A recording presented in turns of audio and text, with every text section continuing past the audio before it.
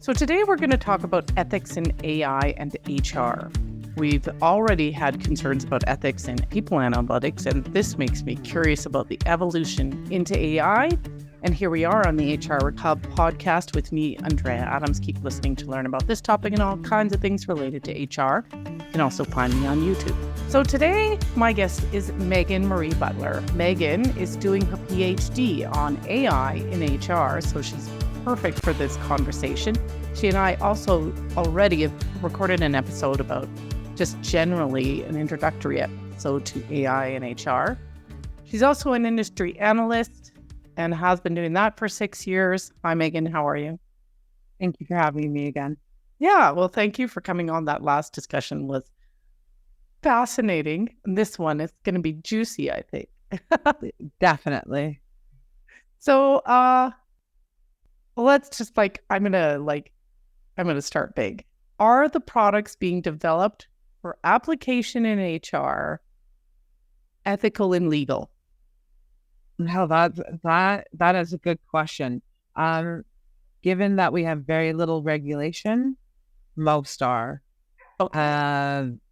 Within the framework that exists, there are some that are managed to develop outside of that. But I would say most of them would fit in to a sense that it could probably go through a low-level court. Okay. And probably make it. But that's largely, if I understand correctly, because there is no regulation in the field of AI. Chances are we'll have some issues along the way, and then there will be regulations. Okay. So, related question, is AI ethical and legal to use it in HR? And I guess what are the ethical issues that we're going to run into? Yeah, no, that's a great question. And I say that what we're developing right now is ethical, but I think what we need to touch on first to kind of have this discussion is the concept of social harm. And that's the idea. And as we are in an industry that has very little regulation, there's very little we can do wrong at the moment. Mm-hmm. But there's a lot that we can do wrong in the terms of social harm rather than the legal side. And that's creating new classes of people to discriminate against. That's hiring inappropriately or doing things that may be illegal but are just not transparent at the moment, so nobody knows about it. They're doing it under the table.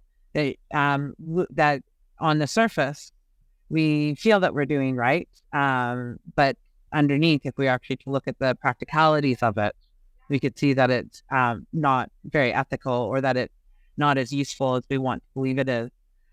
So when we think about it in terms of social harm, we're in a very big territory of that is how we're finding out what we're doing wrong.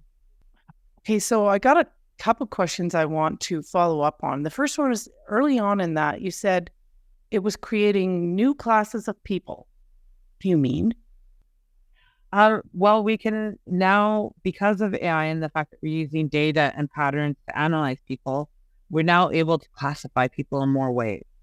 So we can now, in more ways than we traditionally have. And AI is able to start discriminating against people in new ways than we have traditionally. Because as humans, we would discriminate against somebody because they're a female or male, or because of their religion, or they're something visible to us. But to a machine, there's new things for them to discriminate against. And so one product that we were actually doing an analysis on to find out whether it was ethical or not, so not just legal, but ethical, we discovered with how the product was working, that was what it resulted in was ageism. So it was something we were able to classify, but what it was doing was classifying people with education and skills that were older, and kind of knocking them out of the selection criteria. So if you had an education from 20 plus years ago, you were not relevant enough to the current skills in that area. So it created this new class of people to discriminate against. We were able, as I say, to classify it as ageism because that's how it worked. But so it is able to do some very creative things that we as humans have never even thought of, because we don't think in the same way as these algorithms are working. Okay, that leads perfectly into my next question. It was something else you said in that initial answer, but then you've repeated again. You aren't going to find out some of those things that it's doing until somebody complains 10 years down the road. And meanwhile, it's been doing it for 10 years. Like, how do we find out what it's doing wrong before we've caused a whole ton of social harm? I think that's a fantastic question. I think that's the hard question we need to be asking industry. I think that's the hard question government needs to be honest about asking themselves. And for me, the answer is very much to follow the same suit as health and safety and high risk work, because we have to recognize that we're in a high risk situation with HR and society right now. And what we need is transparency.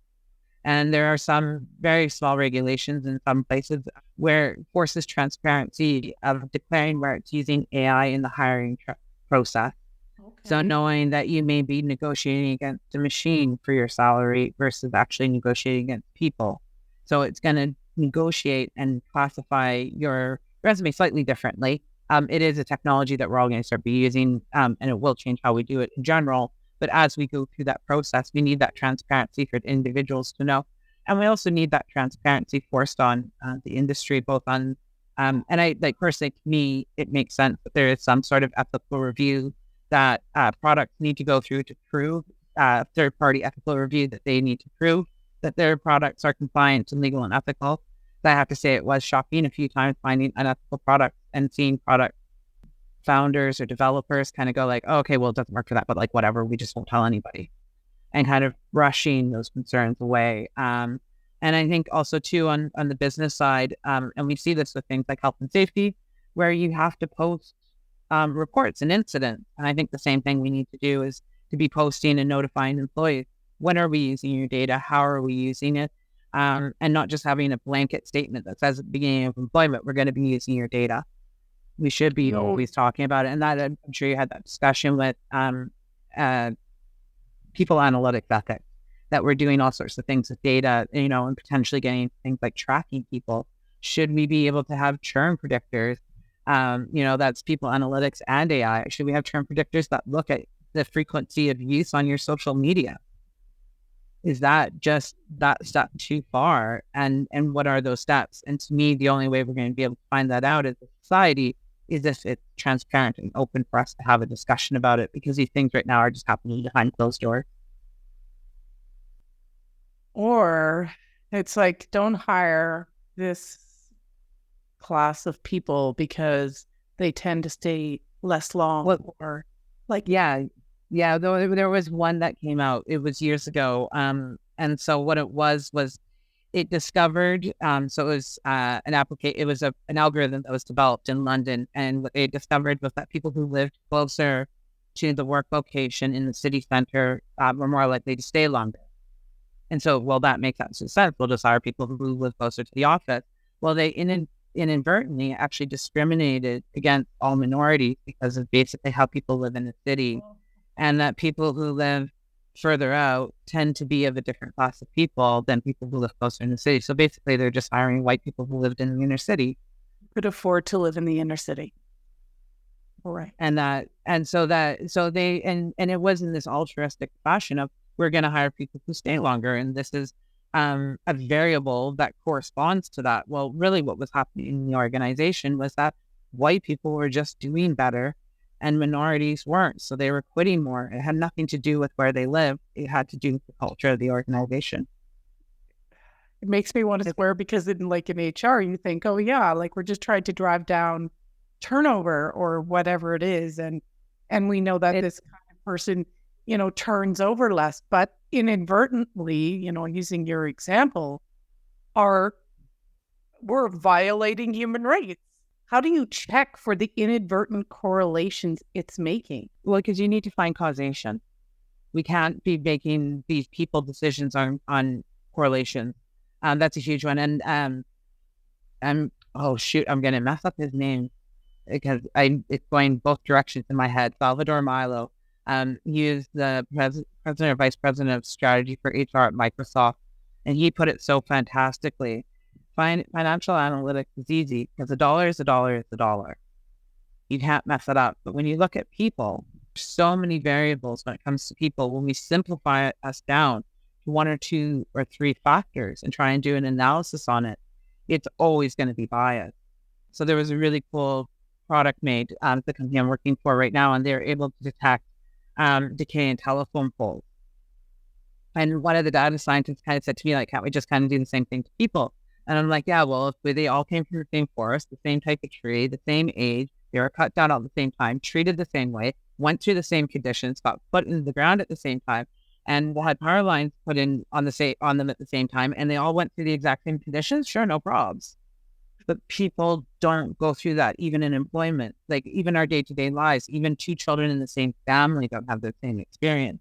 And we can't factor that in. We just can never. I had another data scientist that I used to work with years ago. I had a deep down argument with him. It's like, can we make real predictions on people? And he's like, if I have enough data, we can make enough predictions. And I'm just like, at what point in time is it enough data to make accurate predictions on people, and like truly accurate predictions? Because if we could, Amazon would already have the product we were going to buy next at our door. Even with their massive amounts of data, they can't figure that out. Did we answer the question how to avoid ethical pitfalls? This is where I really push for a risk management-based approach. So this is the same thing we use in strategy and high-risk work, where you look at very specific dimensions about what you're doing to evaluate potential risks, and then also weight those risks. How likely is it to happen? How much impact is it going to have? And what type of impact is it going to have? Is it financial? Is it legal? Is it reputational? Will people stop applying for jobs here because we're not using it? Because of what we've done, because people have found out something.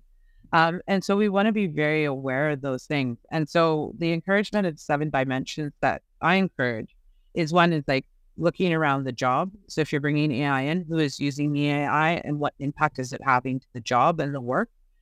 We already see that in general as a problem in the world of HR today, where a lot of people's job descriptions don't even reflect the work they do.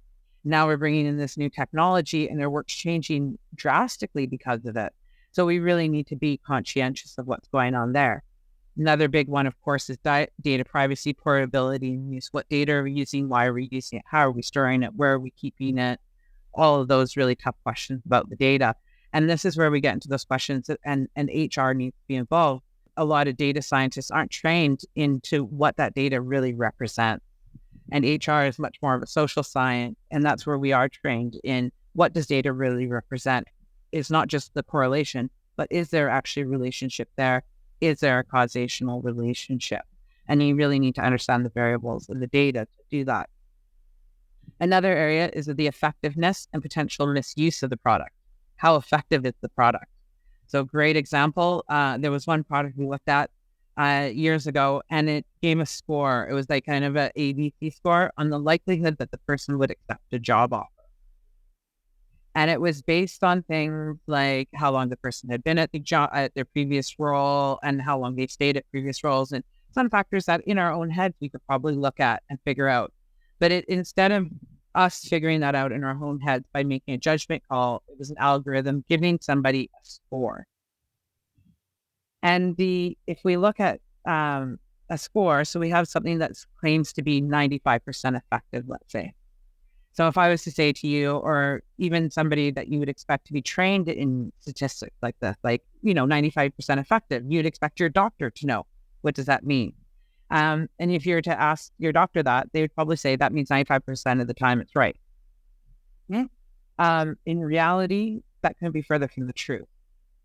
So when we're looking at a prediction claim, it's looking at how accurate is the prediction within a population. So if we take a population of, say, 10,000 people, and we're going to predict churn. So we're going to predict the prevalence of people likely to churn. And we're going to claim that it's at 2%. So around 200 of the 10,000 people are going to churn. And we have an algorithm that's going to analyze that for that churn. And that algorithm is 95% effective. That means that out of our population, there are 582 positives that will be thrown out. 190 of those will actually be true positives. 392 of them will be false positives. So 2/3 of the predictions are inaccurate. On the flip side, when we're looking at the stairs, it would mean that 1/3 were accurately identified and 2/3 were misidentified. Breast cancer is a fantastic example to compare this to. A lot of us are getting into the age or are at the age of mammogram. And if you've had a parent, a loved one, or yourself have gone through and had a false positive from a mammogram, that's very likely because mammograms show tons of false positives. If you read the book Prediction Machine, they actually talk about it in there and how to make them more accurate. And the problem is with that false positive is that we need to then go for more biopsies to figure it out. In HR, we don't have that confirmation of false predictions. So we have to rely on these predictions that are coming up quite false. So if you're having somebody say that we have something that's 95% accurate, the problem is that's not effective. And in HR, we're not trained to understand that. So that's a big potential area of risk for people. And then, of course, the area of misuse. So we are using the same example. We have a churn predictor. And our idea is to identify those that are about to leave so that we can help them and stay. And we're going to make sure that maybe give them a spot bonus. We're going to make it better. If we don't put into place really strong barriers in that and processes in that place and say, we're just going to hand it off to managers, because managers should know what to do. They're all great people. Well, one could decide, you get flagged somebody and they find out like, oh, John's thinking of leaving, like, thank God, let's just let him be. Let's cut some more resources. But what if he is one of those false positives? And what if it was he is actually going through some family stress? And so you're using this information now for misuse, where the intention was that we're going to monitor people in this way for this positive thing, but there's this huge potential for misuse. And so that's another area that we really need to be thinking about, or how often you could use something like a selection tool that's going to give us, we're going to select all these people. Well, the recruiters, instead of doing their job and thinking about it critically along with other information, just goes, okay, computer says it, and just hires the first 2 people that always pop up. So again, another area for misuse. Of course, we always need to be thinking about accountability and liability. Who's accountable? Who is responsible? Are we notifying people? And of course, we always want to be thinking about explainability and transparency, particularly in HR. Though it's not a requirement by law in a lot of areas, it obviously will be. The EU proposed regulation is really putting it forefront that in HR, when we're making these types of decisions, we'll need to be able to explain ourselves. We can never forget bias. Is it fair? Is it unfair? Is it ethical? Are we discriminating against anybody? Is there anybody potentially discriminating against? And have you done your due diligence to ensure that it's not? And then, of course, notification and accommodation. AI creates a potential, because we're using computer, of whole new areas of people that we can potentially not access the technology in the same way. I think one of the great example is from Microsoft's accessibility measures. So that idea that if you're able to make it work for a person with one hand, you're like one armed person, that then you're able to make it for a person who's carrying a baby as well. So always thinking about that accessibility. We can talk about this because it was on stage, so nobody can get mad at me for this one. But I was asking a particular product that does not facial recognition, but emotion detection, to understand during conversations, video interviewing, what's going on with the candidate to give more information. And so we had them on stage, and we were doing an interview with them at an event in London quite a few years ago. And, I'd prepped all the questions beforehand. So I thought it was very, we prepped these questions because, of course, it was, what if somebody accessibility issues with it? And so one of the things it made me think of was when I was a teenager, my mom was herself and had Botox, and she had done something and had upset me. And I was really mad at her, and she was trying to be empathetic and say something really nice to me, and was trying to be very kind, but her face wasn't showing it. And I was like, you're saying the right things, but your face is wrong. And so when I thought about this emotion detection, I was like, well, like as women at a certain age, we can, and men tend to go in this. There's also people who do it for medical reasons as well. So I asked the question, if with this emotion detection, can it read through Botox? Like, oh my God, it feels a little overwhelming. So how do we ask the right questions of the developers of the software we want to buy? Never think that you have a stupid question. I think that's the most important thing. Ask the most annoying questions. Ask it until you understand. I think that's another red flag if they're not willing to answer those questions. That may not be the product for you. A good product will keep going down that path and will keep explaining it and keep explaining how their science works in the product. Not just the AI, but a lot of times the social science product, there'll be underlying psychology or other behavioral science underneath it. And they should be able to explain it. They should be able to show you research papers on it. And it should make sense. It shouldn't be something that's like, oh, okay, you're smart. It makes sense to you. It should make sense to anybody. So we just talked about a whole lot. And you said really at the beginning that there's nothing really out there. Like it's all legal at the moment because there's no laws. Okay.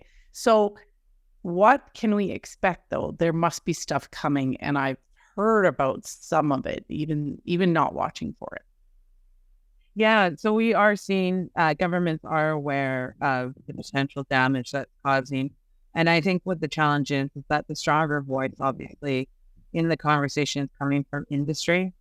So they're pushing for softer regulations than probably what's best in the public interest. We do see regulations coming out places like New York, where they have been fighting for regulations around using artificial intelligence in hiring. We have seen it in a few states quite some time ago. The EU has their proposed regulations that they're pushing through. It does put HR and hiring algorithms in the high risk category. But then you also see things like what came out of the UK. And I have to say it was so on the side of innovation that it put society at risk. What they were doing in Canada, they came up with an AI risk assessment, which is great, but it's very technical and isn't helpful to the average person. So we do see things coming. We do see things coming around. Like I talked about the risk assessment. In the EU proposed regulations, that's what they talk about doing. In the Canadian regulations, that's what they're talking about as well. So I think the big thing is to be aware and don't be the lawsuit that sets the example. Be a little cautious at times. I think this is one of the places that error on the side of caution is probably a smart thing because I think a great example, we still come back to the H&M fine. A lot of these regulators aren't going to take messing up big lightly. So I'm going to wrap it up with the question about where we can learn more in managing risk and evaluating risk. Where can we learn more about any of this ethical issues with AI? That's a great question. The challenge is right now there's not a lot of voices in the space. There are quite a few trying to be in the space, but there's a lot of confusion and a lot of people pushing in a lot of different directions. I think the big thing, like I wish I had a website. I'd say follow me, of course. I will always try and share information as I get it. But the big thing is stay tuned to the conversations, go to the event, listen to what's going on. The conversations are happening, though sparsely at this time, but I think they will start coming more and more forefront as we run into more problems. Well, thanks, Megan. My brain is exploding from the possibilities of how this could go wrong, but I'm still remembering the power of it. But we have reached the end of this episode. Thanks for listening out there. We'll catch you next time when I talk with another insightful guest.